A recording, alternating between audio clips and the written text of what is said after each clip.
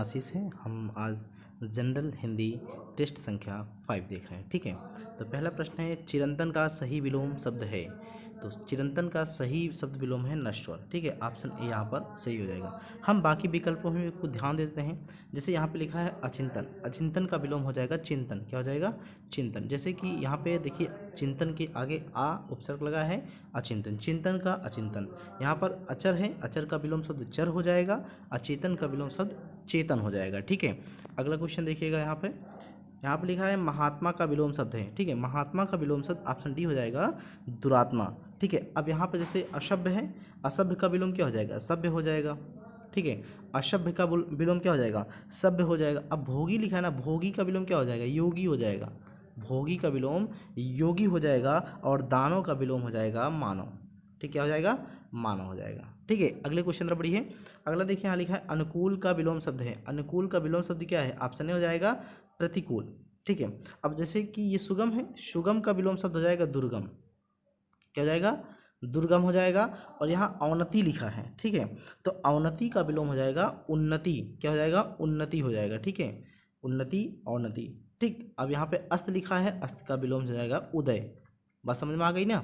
चलिए अगले क्वेश्चन पर बढ़िए। अगला यहाँ पे देखिए लिखा है विहित। ठीक है, विहित का विलोम शब्द क्या हो जाएगा? विहित का विलोम शब्द हो जाएगा निषिद्ध। ऑप्शन ए यहाँ पर सही हो जाएगा। और ठीक है, जैसे कि यहाँ पर देखिए निर्मित है, निर्मित का विलोम हो जाएगा अनिर्मित। ठीक है, अगला देखिए विवाद का विलोम शब्द है। विवाद, जैसे विवाद हो रहा है, इसका मतलब हो जाएगा निर्विवाद। ठीक है, ऑप्शन डी यहाँ पर सही हो जाएगा। ठीक है, अब वाद, जैसे कि वाद है, वाद का प्रतिवाद हो जाएगा। ठीक है, इसी तरह जो है अगले अगले विलोम पे चलते हैं। अगला क्या कह रहा है क्वेश्चन? अगला देखिए, यहाँ पे लिखा है विस्तार। विस्तार का विलोम शब्द क्या है? विस्तार मतलब फैला हुआ। संक्षेप। ठीक है, यहाँ पर जाएगा ऑप्शन डी संक्षेप। अगले क्वेश्चन तरफ बढ़िए। अगला देखिए, यहाँ पे विस्तृत दिया है। विस्तृत का विलोम शब्द क्या है? विस्तृत हो जाएगा संक्षिप्त। ऑप्शन बी यहाँ पर सही हो जाएगा। अगले क्वेश्चन तरफ बढ़िए। यहाँ पे देखिए उद्यम है, उद्यम शब्द का विलोम शब्द क्या हो जाएगा? तो उद्यम शब्द का विलोम हो जाएगा आलस्य। ठीक है, उद्यम का विलोम शब्द आलस्य हो जाएगा। ठीक, चलिए अगले क्वेश्चन तरफ बढ़िए। अनिवार्य शब्द का विलोम क्या है? अनिवार्य शब्द का विलोम वैकल्पिक भी है और अपरिहार्य है। ठीक है, तो इसलिए बी और सी दोनों सही हो जाएंगे। सॉरी, अपरिहार्य नहीं होगा, यहाँ पे वैकल्पिक और ऐच्छिक हो जाएगा। तो यहाँ पर बी और सी दोनों सही हो जाएंगे। ऑप्शन डी यहाँ पर सही हो जाएगा। अगले क्वेश्चन तरफ बढ़िए। यहाँ लिखा है उन्मुख। ठीक है, उन्मुख का विलोम शब्द क्या होगा?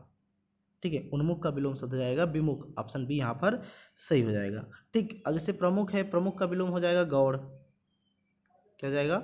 गौड़ हो जाएगा। चलिए अगले क्वेश्चन तरफ बढ़िए। अगला क्या बोल रहा है? अगला है दंगों में बहुत लोग घायल हुए हैं। ठीक है, यहाँ पे ध्यान रखिएगा, बहुत लोग घायल हुए हैं। इस वाक्य में कौन सा विशेषण निहित है? तो यहाँ पर संख्यावाचक विशेषण निहित है। ऑप्शन ए यहाँ पर सही हो जाएगा। ईमानदार शब्द में कौन सा विशेषण है? गुणवाचक विशेषण है। ऑप्शन ए यहाँ पर सही हो जाएगा। अगले क्वेश्चन तरफ बढ़िए। अगला क्या कह रहा है? कमीज के लिए 1.5 मीटर। ठीक है, यहाँ पर देखिए 1.5 मीटर कपड़ा चाहिए। में किस कोटि का विशेषण है? यहाँ पर 1.5 मीटर कह रहा है। 1.5 मीटर यानी कि परिमाण कर रहा है, परिमाणवाचक विशेषण हो जाएगा। अगला देखिए, इनमें संख्यावाचक विशेषण कौन सा है? इसमें 10, काला, मीठा, राम है। तो ऑप्शन ए हो जाएगा, 10 हो जाएगा। अगला क्वेश्चन देखिए, मेरा लड़का चतुर है। में विशेषण है, यहाँ पे जो चतुर है वो कौन सा विशेषण है? कौन सा विशेषण हो जाएगा? मेरा लड़का चतुर में विधेय विशेषण हो जाएगा। ठीक है, अगर मान लीजिए कि मेरा जो है, यहाँ पर मान लीजिए किसी विशेषता पहले बता रहा है तो वो हो जाएगा विशेष विशेषण। लेकिन अगर वो बता रहा है संज्ञा के बाद बता रहा है तो वहाँ पर विधेय विशेषण हो जाएगा। अगला देखिए, इकाहरा बदन। ठीक है, इकाहरा बदन में किस कोटि का विशेषण प्रयुक्त हुआ है? तो आवृत्ति हो रहा है ना, इसमें आवृत्तिवाचक विशेषण हो जाएगा। अगला क्वेश्चन देखिए, यहाँ पे तुम्हारा कोट मिल गया है। ठीक है, तुम्हारा कोट मिल गया है में किस कोटि का विशेषण प्रयुक्त हुआ है? तो कौन सा मिला? संबंधवाचक सार्वनामिक विशेषण। ऑप्शन ए यहाँ पर सही हो जाएगा। अगला क्वेश्चन देखिए, यहाँ लिखा है 250 रुपये में कौन सा विशेषण निहित है? अपूर्ण संख्या बोधक है। ठीक है, क्या है? अपूर्ण संख्या बोधक है। ऑप्शन बी यहाँ पर सही हो जाएगा। अगला क्वेश्चन देखिए, अगला है विशेष के पहले लगने वाले विशेषण। ठीक है, विशेष के पहले लगने वाले विशेषण जैसे काला, सफ़ेद, अक्षी, कौन सा विशेषण होता है? तो कौन सा होता है? विशेष विशेषण होता है। ऑप्शन बी यहाँ पर सही हो जाएगा। अगला देखिए, यहाँ पे क्या लिखा है? विशेषणों की विशेषता बताने वालों को क्या कहते हैं? प्रविशेषण कहते हैं। ऑप्शन ए यहाँ पर सही हो जाएगा। ठीक है, अगले क्वेश्चन तरफ बढ़िए। अगला देखिए, यहाँ पे क्या बोल रहा है? अगला कुछ निर्देश दिया है। निम्नलिखित प्रश्नों में दिए गए विकल्पों में हमें क्या ढूंढना है? हमें तद्भव का पता लगाना है। ठीक है, क्या? तद्भव का पता लगाना है। तो चलिए तद्भव का पता लगाते हैं। चलिए यहाँ पे 21वां क्वेश्चन नंबर देखिए, यहाँ पे लिखा है उच्च, यहाँ लिखा है अंगोछा, यहाँ लिखा है उज्ज्वल, यहाँ लिखा है आर्द्रक। ठीक है, अब बताइए आप लोग यहाँ पर जैसे कि कौन सा तद्भव है, इसमें आप कमेंट करके खुद बताइए इसमें कौन सा तद्भव है। चलिए मैं आपको बता दूं, जैसे उच्च है, उच्च क्या है, उच्च जो है एक तत्सम है। क्यों? क्योंकि उच्च का जो तद्भव होता है वो ऊंचा होता है। क्या होता है? वो ऊंचा होता है, ऊंचा में चंद्रबिंदी लगती है, ऊंचा होता है। और यहाँ देखिए ऑप्शन सी है, ऑप्शन सी में उज्ज्वल लिखा है। उज्ज्वल, उज्ज्वल एक तत्सम है, लेकिन उज्ज्वल का जो तद्भव होगा वो हो जाएगा उजाला। क्या हो जाएगा? उजाला हो जाएगा। और यहाँ लिखा है अंगोछा, अंगोछा एक खुद ही जो है तद्भव है। क्यों? क्योंकि मैंने ही पिछले ही वीडियो में बता रखा है कि जहाँ चंद्रबिंदी लग जाए आप वहाँ मान चलिए, लगभग मैं कह रहा हूँ मान चलिए कि वो तद्भव होता है। तो इसमें कहीं भी ऐसा कुछ दिया नहीं है चंद्रबिंदी, तो इसका मतलब है कि ऑप्शन बी हमारा यहाँ पर राइट हो जाएगा, अंगोछा। क्यों? क्योंकि अंगोछा का जो तत्सम होता है वो होता है अंग प्रौछा। अंग प्रौछा कैसे लिखेंगे? आ लिखेंगे, अंग लिखेंगे, फिर प्रौ लिखेंगे, फिर छा लिखेंगे। ठीक है, अंग प्रौछा एक क्या है? तत्सम है, और अंगोछा क्या है? एक तद्भव है। ठीक है, अब बात करते हैं हम आर्द्रक का। तो आर्द्रक जो है एक तत्सम है। क्यों? क्योंकि आर्द्रक का जो है तद्भव होता है अदरक। क्या होता है? अदरक होता है। ठीक है, अब अगले क्वेश्चन पर बढ़िए। क्वेश्चन नंबर 22वां देखिए, यहाँ लिखा है अष्ट, यहाँ लिखा है अदरक, यहाँ लिखा है अड़ी, यहाँ लिखा है अमृत। अब आप लोग खुद बताइए, यहाँ जैसे अष्ट है, अष्ट क्या है? अष्ट एक तत्सम है। अब अष्ट का तद्भव क्या हो जाएगा? अष्ट का तत्सम सॉरी अष्ट का तद्भव हो जाएगा 8। बोलते हैं ना 8 9 10। अब यहाँ पर जैसे अदरक है, अदरक क्या है? अदरक खुद एक तद्भव है। क्यों? क्योंकि अदरक का जो तत्सम होता है वो आर्द्रक होता है, और आर्द्रक का जो तद्भव होता है वो अदरक होता है। हमें अदरक ही, हमें जो है तद्भव ही पता लगाना है। क्यों? यहाँ ऑप्शन देखिए तद्भव लिखा है ना, तो हमको तद्भव का ही पता लगाना है। तो ऑप्शन बी यहाँ पर हमारा राइट हो जाएगा, अदरक जो है एक तद्भव है। अब हम बाकी जो अन्य जो विकल्प बच गए हैं दो, जैसे सी है अड़ी, तो अड़ी का जो तद्भव होता है वो होता है अनि। ठीक है, क्या होता है? अनि होता है। और अमृत का जो होता है वो होता है अमी। ध्यान रखिएगा, अमृत एक जो है तत्सम शब्द है और अमी एक तद्भव शब्द है। चलिए अगले क्वेश्चन पर बढ़िए, यहाँ पर 23वां देखेंगे। 23वां देखिए, यहाँ अमचूर लिखा है, यहाँ अमूल्य लिखा है, यहाँ उत्तिष्ठ लिखा है, यहाँ पर अंगुली लिखा है। तो इसमें कौन सा तद्भव है? अब आप लोग पिछले ही अगर वीडियो देखे होंगे तो उसमें जैसे मैंने बताया था कि आम्रचूर्ण, ठीक है, क्या मतलब था? आम्रचूर्ण का होता है अमचूर होता है। ठीक है, आम्रचूड़ कैसे लिखते हैं? तो आम्रचूड़ क्या है? आम्रचूड़ एक तत्सम है, तो आम्रचूड़ का जो तद्भव होता है वो अमचूर होता है। तो यहाँ पर बाकी सभी तो तत्सम है, लेकिन जो अमचूर है वो एक तद्भव है। तो इसका मतलब ऑप्शन ए यहाँ पे हमारा सही हो जाएगा। अब हम बात कर लेते हैं कुछ और जो दिए हैं ऑप्शन में। तो ऑप्शन जैसे यहाँ पे लिखा है अमूल्य। अमूल्य क्या है? अमूल्य एक तत्सम है, तो अमूल का जो तद्भव होता है वो होता है अमोल होता है। ठीक है, अमोल, ये होता है अमोल। अब बाकी जो बच गए दो, जैसे उत्तिष्ठ लिखा है, उत्तिष्ठ मतलब है उठना। ठीक है, उठना या उठने। तो यहाँ पर क्या है? उत्तिष्ठ मतलब उठना, उठना एक तद्भव है, उत्तिष्ठ एक तत्सम है। अब जैसे अंगुली लिखा है, तो अंगुली, यहाँ पे देखिए अंगुली लिखा है ना, तो अंगुली का हम लोग लिखते हैं उंगली। क्या लिखते हैं? उंगली। तो उंगली में देखिए चंद्रबिंदी लगेगा, फिर गा लिखेंगे, फिर ला, ला पे बड़ी मात्रा उंगली। तो उंगली एक तद्भव है, अंगुली एक तत्सम है। बात समझ में आ गई? चलिए अगले क्वेश्चन तरफ बढ़िए। अगला देखिए यहाँ पे दे रखा है 24वां क्वेश्चन। तो 24वां देखिएगा, ठीक है, 24वां है अग्नि, आढ़त्य, ठीक है, आढ़यत्य, अलग या फिर आलस्य। इसमें हमें क्या ढूंढना है? इसमें हमको तत्भव ढूंढना है। क्या ढूंढना है? हमें तत्भव ढूंढना है, तत्सम नहीं ढूंढना है। ठीक है, अब इसमें आप लोग खुद बताइए, मैं आपको एक एक जो है इसका बताते चलूँगा। जैसे अग्नि, अग्नि का जो अग्नि क्या है? अग्नि एक तत्सम है, तो इसका तो होगा नहीं। क्यों? क्योंकि अग्नि का जो तद्भव होता है वो आग होता है, ऐसे लिखते ना आग। तो इसका मतलब ये अग्नि क्या है? अग्नि एक तत्सम है। चलिए अब आढ़त्य पे देख लेते हैं। आढ़त्य क्या है? आढ़त्य भी एक तत्सम है। क्यों? क्योंकि आढ़त्य का जो तद्भव होता है वो होता है आढ़त। आढ़त ऐसे लिखते हैं। ठीक है, यहाँ बिंदी रहेगा, फिर आढ़त। आढ़त हो गया आढ़त जो है आढ़त, आढ़यत्व का, आढ़यत्व का। ठीक है, बात समझ में आ गई? चलिए अब यहाँ पे अलग है। अलग क्या है? अलग जबकि एक जो है खुद तद्भव है, यहाँ हमें तद्भव ही पता करना है। तो अलग एक तद्भव है, तो ऑप्शन सी यहाँ पर हमारा सही हो जाएगा। क्यों? क्योंकि जो अलग का तत्सम होता है अलग्न होता है। आ लिखेंगे, ला लिखेंगे, आधा गा ना, अलग्न। और आलस्य का, आलस्य खुद ही एक तत्सम है, तो आलस का जो है तद्भव का लिखेंगे तो आलस लिखेंगे, सीधा सीधा आलस लिख देंगे। ठीक है, यहाँ पर आलस्य है, यहाँ पर आलस है। बात समझ में आ गई? चलिए अगले क्वेश्चन तरफ बढ़ते हैं। अगला क्या कह रहा है? यहाँ देखिए निर्देश दे रखा है ना कुछ, यहाँ हमें निर्देश के अकॉर्डिंग ही चलना है। तो निर्देश में दिया गया है कि निम्नलिखित प्रश्नों में दिए गए विकल्पों में हमें यहाँ तत्सम ढूंढना है। ठीक है, अभी से पहले हमने क्या ढूंढा, तत्व ढूंढा, तो अभी हमें क्या करना है, तत्सम शब्दों का हमें चयन करना है। यहाँ पे देखिए स्थल दिया है, 25वां क्वेश्चन देख रहे हैं, स्थल, यहाँ लड़का दिया है, यहाँ थन दिया है, यहाँ पर थम्ब दिया है। ठीक है, अब आप लोग बताइए इसमें कौन सा जो है तत्सम शब्द होगा। यहाँ पे तत्सम शब्द हम बता रहे हैं, तत्सम। ठीक है, चलिए अब जैसे कि यहाँ पर स्थल एक क्या है, स्थल एक तत्सम है। ठीक है, स्थल एक क्या है, तत्सम है। क्यों, क्योंकि स्थल का जो तद्भव होता है वो होता है थल।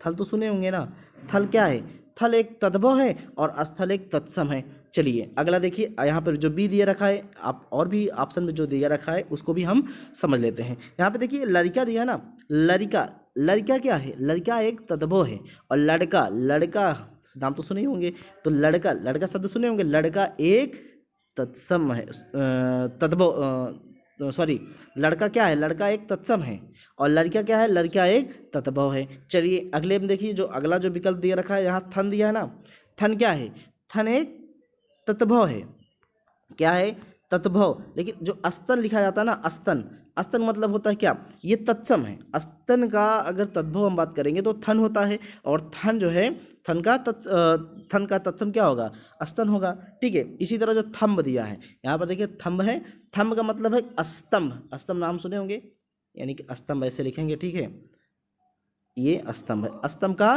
थंब होता है। स्तंभ क्या है, स्तंभ एक तत्सम है, थंब क्या है, तद्भव है। बात समझ में आ गई। यहाँ स्थल क्या है, तो हमारा ऑप्शन कौन सा हो जाएगा, हमारा ऑप्शन ए यहाँ पर सही हो जाएगा। क्यों, क्योंकि स्थल क्या है, स्थल एक तत्सम है, बाकी थन, लड़का, थंब ये सभी क्या है, तद्भव हैं। चलिए अगले क्वेश्चन तरफ बढ़िए। अगला यहाँ पे देखिए 26वां क्वेश्चन देखिए, यहाँ पंक्ति दे रखा है, यहाँ पे परख दे रखा है, यहाँ पढ़ दिया है, यहाँ पर पड़ोसी दिया है।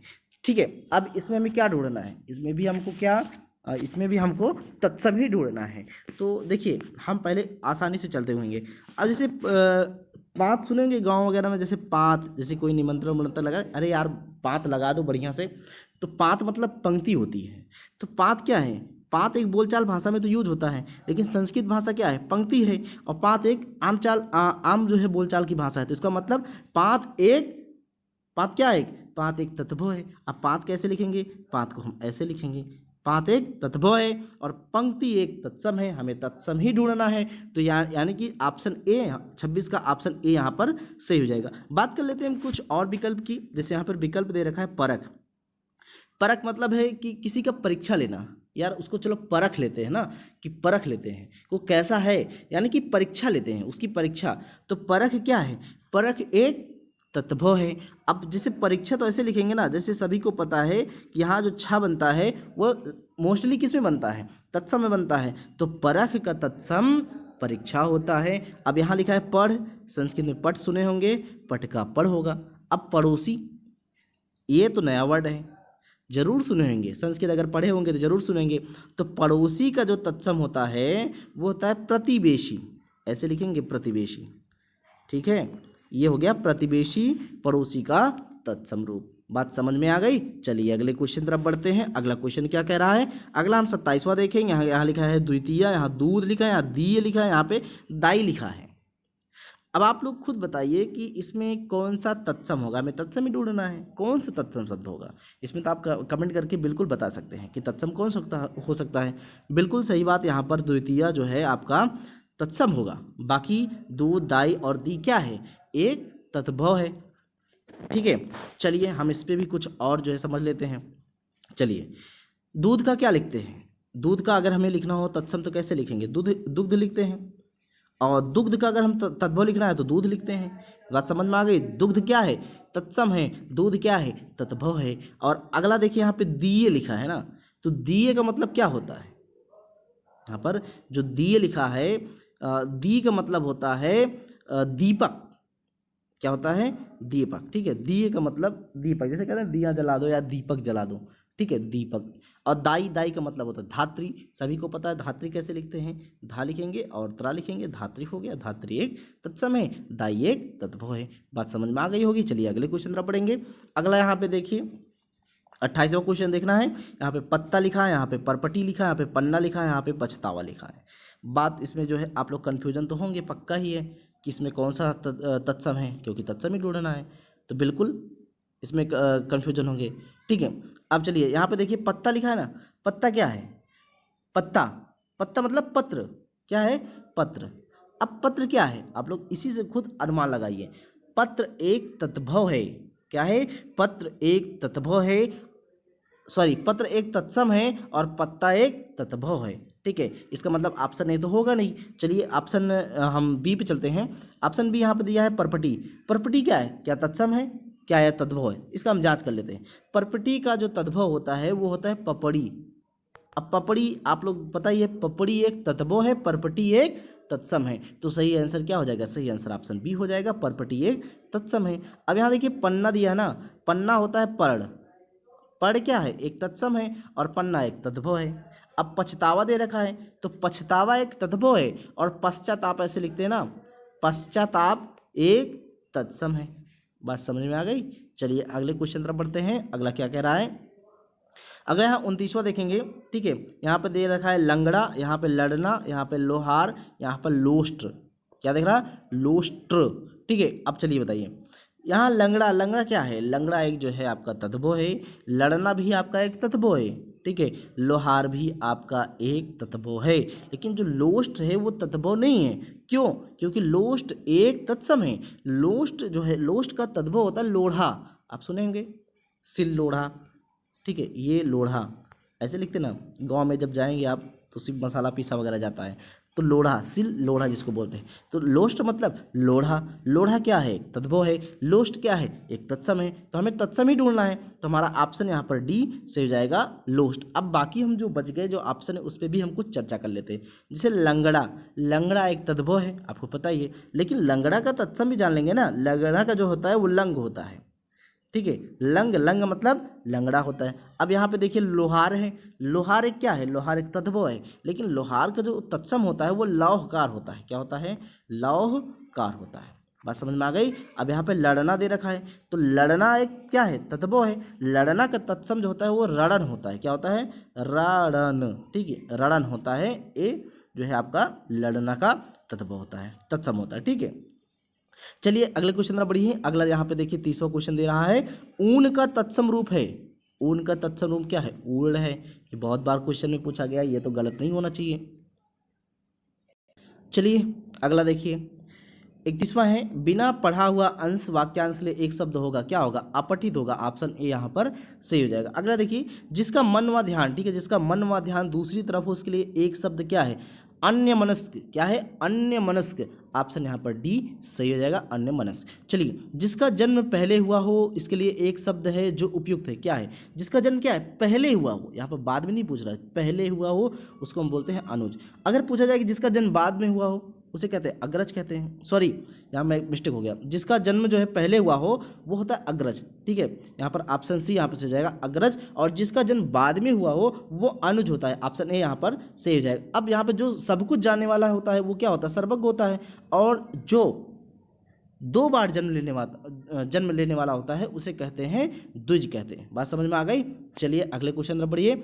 अगला यहाँ पे देखिए जिसकी मति, ठीक है, जिसकी मति झट सोचने वाली हो यानी कि तुरंत सोचने वाला हो उसके लिए एक शब्द क्या होगा, प्रत्युत्पन्न मति, ठीक है, क्या बोलते हैं, प्रत्युत्पन्न मति, ऑप्शन बी यहाँ पर सही हो जाएगा। अगला क्वेश्चन देखिए जिसका ज्ञान इंद्रियों द्वारा ना हो, जिसका ज्ञान इंद्रियों द्वारा ना हो उसके लिए एक शब्द क्या होगा, अगोचर होगा, ऑप्शन यहाँ पर सी सही हो जाएगा। बात समझ में आ गई। चलिए अगले क्वेश्चन तरफ बढ़ेंगे। अब जैसे कि इसमें भी कुछ हम अगर और समझना चाहें, जैसे ऑप्शन में जैसे अनूतन जो नया हो, जिसका वर्णन ना हो सके उसे अवर्णनीय कहते हैं, जो नियमानुकूल ना हो उसे हम अनियमित कहते हैं। अगले क्वेश्चन तरफ बढ़िए। अगला क्या क्वेश्चन कह रहा है, यहाँ पे देखिए लिखा है तीक्ष्ण बुद्धि वालों, ठीक है, तीक्ष्ण बुद्धि वालों के लिए एक शब्द क्या होगा, तो यहाँ पे हो जाएगा कुशाग्र बुद्धि, ठीक है, क्या होगा, कुशाग्र बुद्धि होगा। चलिए अगले क्वेश्चन न बढ़िए।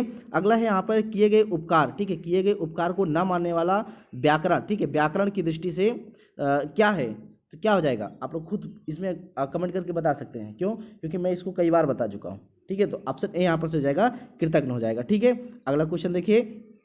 अगला यहाँ दे रखा है युद्ध की इच्छा रखने वाला, ठीक है, यहाँ पे क्वेश्चन देखिए युद्ध की इच्छा रखने वाला क्या कहलाता है, युयुत्सु कहलाता है, ऑप्शन ए यहाँ पर सही हो जाएगा। अगला है निःस्पृह का अर्थ क्या है, जो इच्छा रहित हो, जो इच्छा रहित हो उसे कहते हैं निष्प्रिय कहते हैं। अगला है जो एक स्थान पर टिक कर नहीं रहता है उसके लिए एक शब्द क्या हो जाएगा, या यावर। क्या हो जाएगा, ऑप्शन सी यहाँ पर से हो जाएगा, या यावर। ठीक है, बात समझ में आ गई होगी। चलिए अगले क्वेश्चन तरफ बढ़िए। अगला देखिए 41 देखिए, इनमें से कौन सा वाक्य शुद्ध है। सीता ने या कहा, सीता ने या कही, सीता यह कही, सीता या कहा। इसमें खुद आप लोग पकड़ सकते हैं कौन सा वाक्य शुद्ध है। तो ऑप्शन ए यहाँ पर शुद्ध है, सीता ने यह कहा। ठीक है, यहाँ पे कौन सा वाक्य सही है, बैल और बकरी घास चरती हैं, बैल और बकरी। ठीक है, बैल और बकरी जो है घास चरते हैं, बैल और बकरी घास चरता है, बैल और बकरी जो है घास चरती हैं। कौन सा ऑप्शन सही हो जाएगा, तो सही आंसर हो जाएगा ऑप्शन बी, बैल और बकरी घास चरते हैं। ऑप्शन बी यहाँ पर सही हो जाएगा। अगले क्वेश्चन तरफ बढ़िए। अगला क्या कह रहा है, अगला यहाँ पे बोल रहा है कि निम्न में से कौन सा वाक्य शुद्ध है। राम ने पेट भर मिठाई खाई, राम ने पेट भर के मिठाई खाई, या फिर राम ने भरपेट मिठाई खाई, या इनमें से कोई नहीं। तो सही आंसर क्या हो जाएगा, राम ने भरपेट मिठाई खाई। ऑप्शन सी यहाँ पर सही हो जाएगा। यहाँ पर देखिए अगला क्वेश्चन है, निम्न में से कौन सा वाक्य शुद्ध है। मैं आपकी सौजन्यता पर मुग्ध हूँ। ठीक है, मैं आपकी सौजन्यता पर मुग्ध हूँ। अगला देखिए, आपके सौजन्य पर मुग्ध हूँ, मैं आपकी सौजन्य पर मुग्ध हूँ। इनमें से तीनों वाक्य अशुद्ध हैं। तो इसमें कौन सा वाक्य जो है शुद्ध है, हमें ये ढूंढना है। मैं आपके सौजन्य पर मुग्ध हूँ, ऑप्शन बी यहाँ पर शुद्ध है। अगला क्वेश्चन देखिए, शुद्ध वाक्य है, दरअसल में वह उससे प्रेम करता है, डाकू के पैरों में हथकड़ियाँ हैं, यह ऐतिहासिक घटना है, आपका भौदी। तो सही आंसर क्या हो जाएगा, यह ऐतिहासिक घटना है। ऑप्शन यहाँ पर सी हमारा सही हो जाएगा। अगले क्वेश्चन तरफ बढ़ेंगे। यहाँ पर कुछ वर्तनी है, वर्तनी को हमें शुद्ध ढूंढना है। यहाँ पे देखिए वर्तनी की दृष्टि से शुद्ध शब्द हमें चुनना है। यहाँ पे उज्ज्वल, ठीक है, उज्ज्वल, उज्ज्वल, उज्ज्वल, उज्ज्वल। तो क्या सही आंसर हो जाएगा, ऑप्शन बी यहाँ पर सही हो जाएगा। परमात्मा की समग्र ब्रह्मांड का रचयिता, रचयिता लिखा है, रचयिता का जो शुद्ध क्या होगा, रचयिता। ऑप्शन ए यहाँ पर सही हो जाएगा।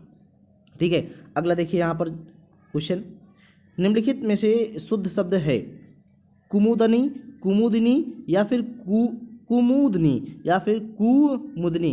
तो सही आंसर क्या हो जाएगा, ऑप्शन बी यहाँ पे सही हो जाएगा, कुमुदनी। ठीक है, अगला देखिए, किस शब्द की वर्तनी यहाँ पर शुद्ध है, आधीन, या व्यवहारिक, या मिष्ठान, या अत्यधिक। तो सही ऑप्शन क्या हो जाएगा, ऑप्शन डी यहाँ पर अत्यधिक हो जाएगा। ठीक है, अगला देखिए यहाँ पर अगला कौन सा क्वेश्चन है। यहाँ पे देखिए शुद्ध वर्तनी का शब्द हमें चयन करना है। यहाँ पे अंत्याक्षरी है, यहाँ पूजनी है, तदुपरांत है, कवियत्री है। तो सही ऑप्शन क्या हो जाएगा, ऑप्शन है अंत्याक्षरी। ठीक है, अगला देखिए यहाँ पे लिखा है, निम्नलिखित में से शिव का पर्यायवाची कौन है। शिव का पर्यायवाची कौन सा होगा, तो ऑप्शन बी यानी कि रुद्र जो है शिव का पर्यायवाची है। ठीक है, चलिए अगले क्वेश्चन पर बढ़िए। इनमें से एक लहर का पर्यायवाची शब्द नहीं है। ठीक है, लहर का पर्यायवाची शब्द कौन सा नहीं है। तो यहाँ पर देखिए वीची है, दुकूल है, तरंग है, हिलोर है। वीची मतलब होता है लहर, तरंग मतलब हिलोर, लहर होता है, हिलोर मतलब भी जो है लहर होता है। तो दुकूल मतलब क्या होता है, दुकूल मतलब होता है वस्त्र। क्या होता है, वस्त्र। तो सही आंसर क्या हो जाएगा हमारा, ऑप्शन बी। क्यों, क्योंकि ऑप्शन बी जो है लहर का पर्यायवाची नहीं है, दुकूल जो है एक वस्त्र का पर्यायवाची है। तो यहाँ ऑप्शन बी हमारा सही हो जाएगा। अगला है, इनमें से एक शब्द देवता का पर्याय है। यहाँ पर देखिए अल्केश है, यहाँ पर देखिए आपका विबुध है, यहाँ पर आपका देखिए अनीक है, यहाँ पर देखिए आपका ज्योतिष्क है। तो सही आंसर क्या हो जाएगा, तो सही आंसर हो जाएगा विबुध। ऑप्शन बी यहाँ पर सही हो जाएगा। देवता का जो पर्यायवाची है वो विबुध है। ठीक है, अगले क्वेश्चन तरफ बढ़ेंगे। अगला है बगीचा का पर्यायवाची शब्द। तो बगीचा का पर्यायवाची शब्द क्या हो जाएगा, आराम। आराम मतलब बगीचा होता है। चलिए अगले क्वेश्चन तरफ बढ़िए। यहाँ पे देखिए लिखा है, इनमें से तुरंग शब्द का पर्याय है। तो तुरंग मतलब क्या होता है, तुरंग मतलब होता है घोड़ा। तो घोड़ा का पर्यायवाची क्या है, यहाँ पर होगा वाजी। ऑप्शन ए यहाँ पर सही हो जाएगा। अब बिडौजा का पर्यायवाची शब्द क्या है, नक्षत्र, अप्सरा, इंद्र, या फिर पत्थर का। तो कौन सा सही हो जाएगा, तो जो बिडौजा है उसका पर्यायवाची इंद्र का होगा। तो ऑप्शन यहाँ पर सी सही हो जाएगा। ठीक है, चलिए अगले क्वेश्चन तरफ बढ़िए। अगला है मार शब्द। यहाँ पे मार शब्द का पर्यायवाची जादू का, या स्वर्ण का, या फिर अधम का, या फिर अनंग का। तो मार शब्द जो है जैसे कामदेव जिसको बोलते हैं अनंग, यानी कि ऑप्शन डी यहाँ पर सही हो जाएगा। ठीक है, अगला देखिए यहाँ पे, इनमें से रसा, रसा का पर्यायवाची शब्द नहीं हमको ढूंढना है। यहाँ रत्न गर्भा लिखा है, यहाँ अचला लिखा है, यहाँ धरित्री लिखा है, यहाँ तमिस्त्रा लिखा है। तो सही आंसर क्या हो जाएगा, तो सही आंसर हो जाएगा तमिस्त्रा। ठीक है, तमिस्त्रा रसा का पर्यायवाची नहीं है। ठीक है, अब रसा मतलब क्या होता है, रसा मतलब होता है पृथ्वी। क्या होता है, पृथ्वी होता है। तो तमिश्रा जो है रसा का पर्यायवाची नहीं है। अगले क्वेश्चन तरफ बढ़ेंगे। अगला है मृगेंद्र का पर्यायवाची शब्द क्या है? ऑप्शन बी यहाँ पे सही जाएगा, केसरी हो जाएगा। और खटपट, खटपट मतलब होता है भौरा, ठीक है। खटपट का पर्यायवाची शब्द क्या है? भ्रमर हो जाएगा। ऑप्शन बी यहाँ पे सही होगा। दोस्तों आज का वीडियो आप लोगों को कैसा लगा? वीडियो अच्छा लगा तो वीडियो को लाइक कीजिएगा, कमेंट कीजिएगा, दोस्तों के साथ शेयर कीजिएगा। कल फिर मिलते हैं, तब तक के लिए नमस्कार।